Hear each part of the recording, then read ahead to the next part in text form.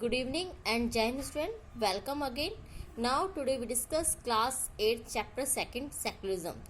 In this video we discuss some important question of this chapter. Your first question, in which part of Indian constitution the word secularism was added through amendment? Indian constitution के कौन से part में word secularism को add करा गया है और कौन से अमेंडमेंट के द्वारा?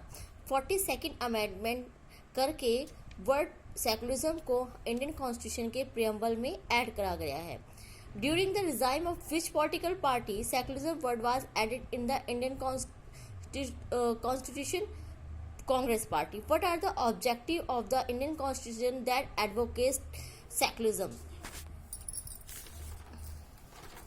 The word secularism,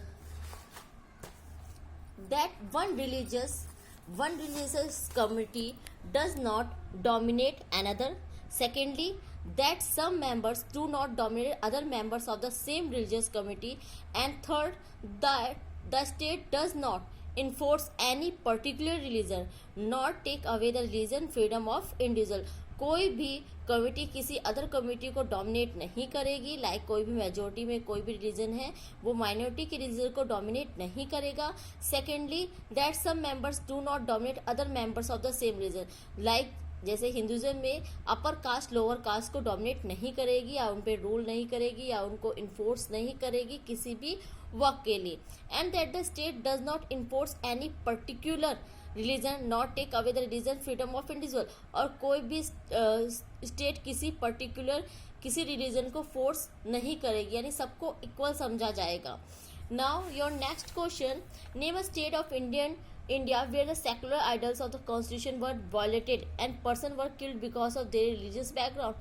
सबसे बेस्ट एग्जांपल जम्मू कश्मीर का ले लेते हैं या फिर बंगाल का वेस्ट बंगाल पंजाब, जहाँ पे लोगों को उनके रिलीजन्स के बेस पे मारा गया था. आपने देखा जब इंडिया इंडिपेंडेंट हुआ था उसके बाद इंडिया को रिलीजन बेस पे उसका पार्टीशन कर दिया गया था. उस टाइम में लाखों हजारों लोगों को उनके रिलीजन के रीजन से मारा गया था. Now your next question, what do you mean by the word untouchability? Untouchability is a practice in which some lower caste people are kept at a distance, denied of social equality, and made to suffer from some disabilities for their touch. Is considered to be contaminating or polluting the higher caste people. Untouchability means छूत समझना, छुआछूत. यानी किसी को like Hinduism में क्या था, जो अपर कास्ट के लोग थे वो लोअर कास्ट मीन्स जो शेड्यूल कास्ट थे या हरिजन जिनको कहा जाता है उनको अनटचेबल समझते थे. यानी उनको छूत समझा जाता था, उनको डिस्क्रिमिनेट करा जाता था उनकी कास्ट के रीज़न से, उनसे डिस्क्रिमिनेशन करा जाता था उनकी कास्ट के रीज़न से.